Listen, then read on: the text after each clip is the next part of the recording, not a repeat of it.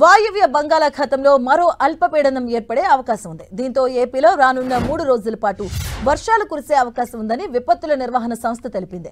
దీని ప్రభావంతో రానున్న 3 రోజులు ఉత్తరాంధ్రలో అక్కడక్కడ మోస్తరు నుంచి భారీ వర్షాలు, మిగతా జిల్లాల్లో తేలికపాటి నుంచి మోస్తరు వర్షాలు కురిసే అవకాశం ఉందని అధికారులు తెలిపారు. ఉత్తరాంధ్ర తీరం వెంబడి ఈదురుగాలులు వీచే అవకాశం ఉందన్నారు. మత్స్యకారులు సముద్రంలో వేటకు వెళ్లరారని సూచించారు. వెదర్ పై లేటెస్ట్ అప్డేట్స్ మా విశాఖ ప్రతినిధి జార్జ్ అందిస్తారు.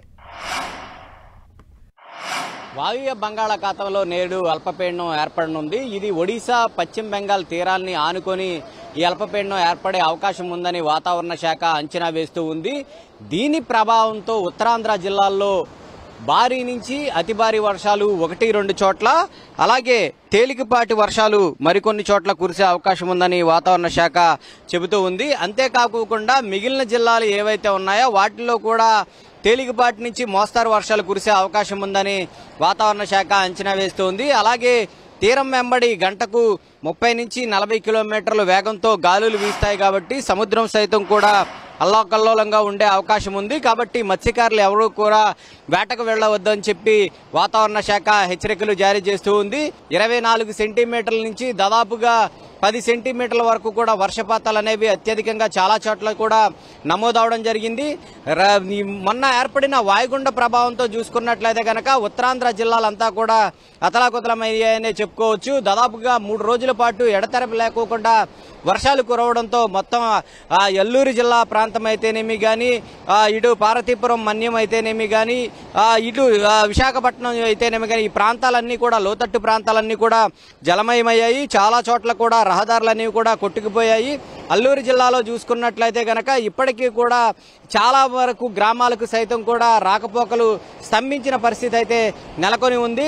అలాగే గతంలో ఏర్పడిన అల్పపీడన ప్రభావంతో చూసుకున్నట్లయితే కనుక ఏపీ వ్యాప్తంగా కూడా విస్తారంగా వర్షాలు కురవడం జరిగింది. ఈ నేపథ్యంలో లోతట్టు ప్రాంతాలనేవి కూడా పూర్తిగా జలమయమైన పరిస్థితి కనిపిస్తుంది. అయితే ఇప్పుడు ఏర్పడబోయే అల్పపీడన ప్రభావంతో కూడా ఈ ఉత్తరాంధ్ర జిల్లాలు ఏవైతే ఉన్నాయో ఈ ఉత్తరాంధ్ర జిల్లాల్లో సైతం కూడా భారీ వర్షాలు నమోదవుతాయి. కాబట్టి ఇటు లోతట్టు తీర ప్రాంత ప్రజలంతా కూడా అప్రమత్తంగా ఉండాలని వాతావరణ శాఖ చెబుతూ ఉంది.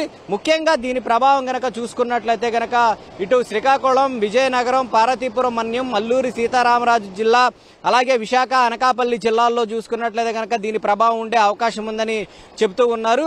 ముఖ్యంగా ఇటు పార్వతీపురం మన్యం, అలాగే అల్లూరి సీతారామరాజు జిల్లా, అలాగే విశాఖపట్నం జిల్లాల్లో చూసుకున్నట్లయితే గనక భారీ వర్షాలు 1-2 చోట్ల సైతం కూడా కురిసే అవకాశాలు ఎక్కువగా కనిపిస్తూ ఉన్నాయని వాతావరణ శాఖ అంచనా వేస్తూ ఉంది.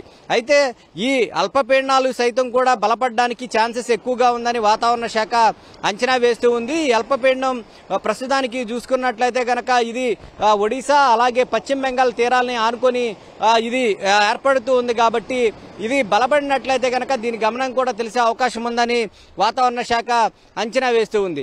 ఏదైతే ఈ ఉత్తరాంధ్ర జిల్లాల్లో భారీ వర్షాలు కురుస్తూ ఉన్న నేపథ్యంలో అధికారులు సైతం కూడా అలర్ట్ అయ్యారు. ప్రజలంతా కూడా అప్రమత్తం చేయడం జరిగింది.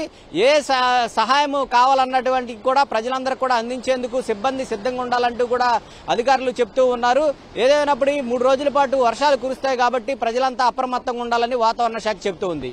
కెమెరా పర్సన్ నరేష్తో జార్జ్, 10 టీవీ, విశాఖ నుంచి.